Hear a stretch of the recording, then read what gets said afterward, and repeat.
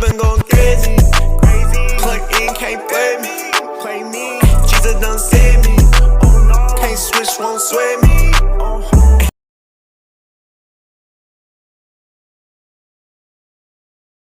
Alright, so in today's video, I'm going to be helping you guys prepare for your very first 360 Waves haircut. Notice I said your first haircut because up until now, you guys shouldn't have gotten your haircut until I dropped this video.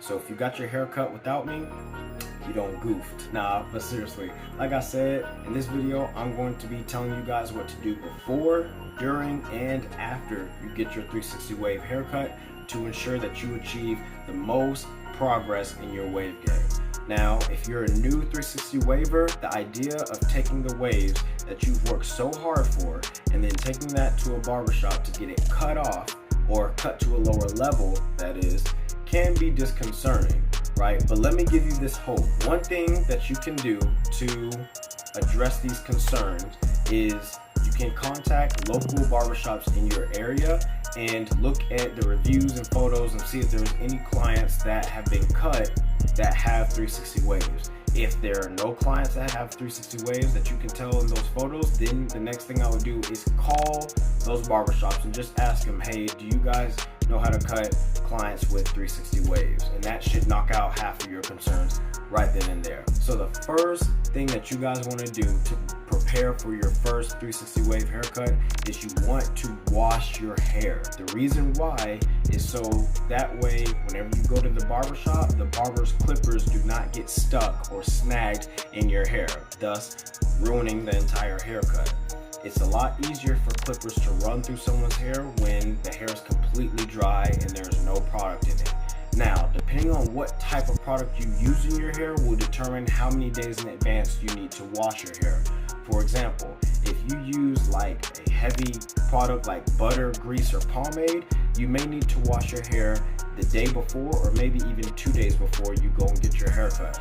On the other hand, if you use a lighter product like a cream or an oil, you may be able to get away with washing your hair the day of before you go get your hair. The second thing that you guys need to make sure you do to help you better prepare for your first wave cut is you want to already know what length to tell your barber to cut your hair and what direction. Let me explain. So usually when most people get their haircuts, length isn't really a critical concern for them. For us, however, us wavers in the wave game, length is very crucial to our wave progress. Alright, and the reason why is because in order to have waves, your hair has to at least be at curl length, meaning that's the bare minimum that your hair begins to start curling, which in turns create waves. See what I'm saying?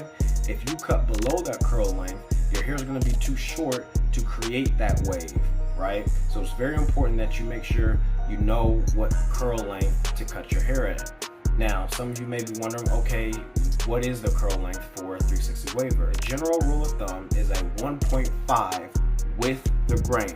That is the typical established curl length for wavers. Now, depending on what type of hair texture you have, like if you have medium or straight hair, then a 1.5 may be too low and your curl length may be a 2 or 2.5. It really just depends on your hair type, but a 1.5 is the absolute lowest that a 360 waver should ever cut their hair. When I first got my wave haircut, I would always get a 1.5 with the grain. However, now I don't really like how low it makes my hair look, and while you can still see the waves, you can also see parts of your scalp as well. So now I get my hair cut with a 2.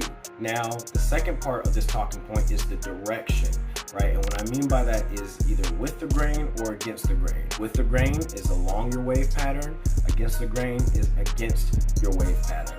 Now, they both have their benefits. Against the grain typically cut a little bit lower than with the grains do, and against the grains typically have a lot more of an even haircut, right? However, if you are a new waver, I highly suggest that you get your haircut with the grain. At least that way you get comfortable with the idea of your waves getting cut to a lower level. This also gives your wave pattern time to form and be established before you start trying advanced cutting methods. Now, if you're an intermediate or an advanced waver and you want to get a cut against the grain, keep this in mind that against the grain cuts are not the same level as with the grain cuts.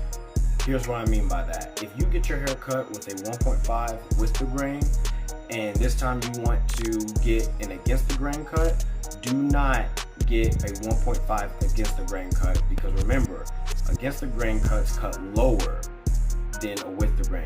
So if you're going to get an against the grain cut, get a 3 against the grain, right? You always want to double the hair length amount that you would normally use with the grain. So if you get a 2 with the grain, get your hair cut with a 4 against the grain. Or if you get a 1.5 with the grain, get your hair cut a 3 against the grain. Make sense? Alright, cool. The other thing I want you guys to be aware of is your crown area. Now, while you can easily get your crown area cut the same length as the rest of your head, it is highly recommended that you keep your crown area thicker, right?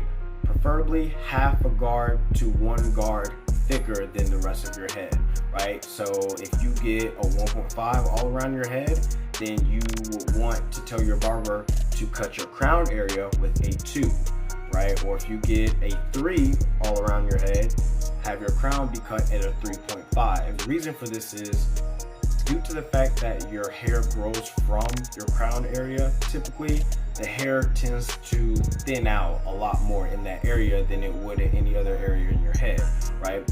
And for us wavers, we want to keep that area thick so that way we can see the waves develop in that area. If you cut your crown area too low, you will not see the wave definition in your crown area. So that's very, very important. Now, this third tip to help you prepare for your 360 wave haircut is essentially optional, and that tip is combing your hair out, right? And the reason why you want to comb your hair out, or you can if you choose to, is so that way when you get to the barbershop, you can sit in the chair and the barber can automatically start cutting your hair, because usually barbers will comb their hair. You will have to comb a waver's hair out regardless, right? So if you just want to get to the barbershop and start getting your hair cut, I recommend combing your hair out. On the other hand, what you can do, if you don't want to do that, you can just stay ragged up until you get to the barbershop, then unrag and let the barber comb out your hair. This way the barber can see for themselves what your hair pattern is. Because if you've been heavy wolfing, when you comb your hair out before getting to the barbershop, the barber may not be able to see your full wave pattern, especially depending on how much hair you have, right? So if you want to just make it easier for the barber to see the template that he's working with, you can just stay ragged up and the barber will comb your hair out, or you can comb it once you get to the barbershop. All right, so that does it for preparing for your haircut and what to do when you get to the barbershop. Now, after you've gotten your haircut, number one thing that you want to do the most is put in that brush work. I'm talking about you get in your car, your brush is already in your car, and you immediately start brushing your hair. This is essentially because since your waves have gotten cut off to a lower level, this is the most vital time where wave progress is made, is after every cut, because your hair is lower and waves move and shift easier when your hair is lower, right? So you want to put in that brush work. The second thing that you guys want to be aware of in regards to what to do after your haircut is you do not want to wash your hair. You already washed it either on that same day before you got your haircut or just a couple of days ago, right? There's no need to wash your hair again. Just put in as much brush work as possible. Make sure you are ragging up, you're brushing, unragging, brushing again, ragging up, rinse and repeat, all right? The most that you want to do with your hair is get like a hot rag with like hot water and rinse it out and then set it on your hair. That way it gets rid of the loose hairs, right? And even with that, I would experiment and see what that does to your waves. And you know, if you want to use that method, that's what I do. I use a hot rag to get rid of all the loose hairs, and then I keep brushing. But if you just got like a really crisp haircut and you're going to an event, then you might not want to do the hot rag method because your hair will be wet. You see what I'm saying? So those are the quick tips for you guys in terms of how to prepare for your first haircut. And let's say things don't go the best at this barbershop, whether the barber cuts in the wrong direction, or they cut too low, or you forgot to tell them an important piece of information about how to cut your 360 waves, it's not the end of the world. Just do the same thing that you have been doing before you even got your haircut. You still brush in the same direction, you still rag up, rinse and repeat. Your waves will come back and bounce back. In fact, I've had to bounce back my waves from a couple of mediocre cuts myself, so it's not the end of the world, and you can always just find a different barbershop. All right, but that does it for this video. If you guys have any questions, comments, or concerns, as always, be sure to drop them down in the comment section below. And you guys be safe, and salute to my wave troops. I'll see y'all on the other side.